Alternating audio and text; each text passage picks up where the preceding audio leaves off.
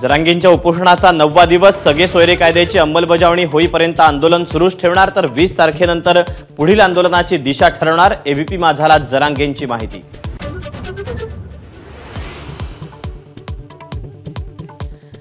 महानिष्ठा, महान्याय आणि महाराष्ट्र नारा आज मुख्यमंत्र्यांच्या ठाण्यात घुमणार. ठाण्यातील शिवसैनिकांशी, नागरिकांशी आदित्य ठाकरे संवाद साधणार. महायुतीतून रायगड लोकसभेची जागा सुनील तटकरेच लढवणार. अजित पवारांकडून शिक्कामोर्तब. भाजपकडून धैर्यशील पाटील यांनी दावा केला होता.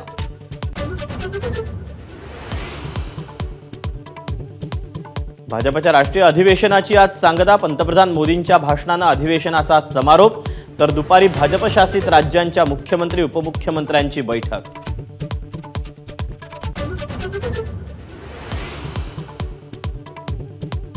मध्य प्रदेशचे ज्येष्ठ काँग्रेस नेते कमलनाथ भाजपच्या वाटेवर असल्याची चर्चा. आज भाजपात प्रवेश करण्याची शक्यता. 10 ते 12 आमदारही भाजपच्या वाटेवर असल्याचा दावा.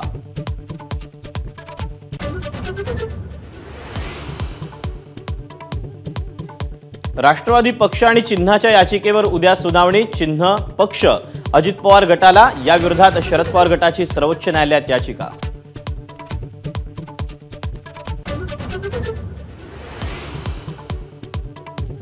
अठ्ठावन्नाव्या ज्ञानपीठ पुरस्कारांची घोषणा. प्रसिद्ध ज्येष्ठ कवी, चित्रपट निर्माते गुलजार आणि संस्कृतचे अभ्यासक जगद्गुरू रामभद्राचार्य यांना ज्ञानपीठ पुरस्कार.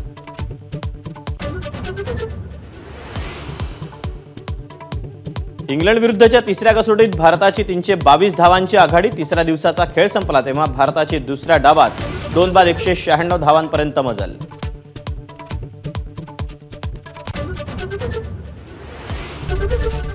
एबीपी माझा, उघडा डोळे बघा नीट.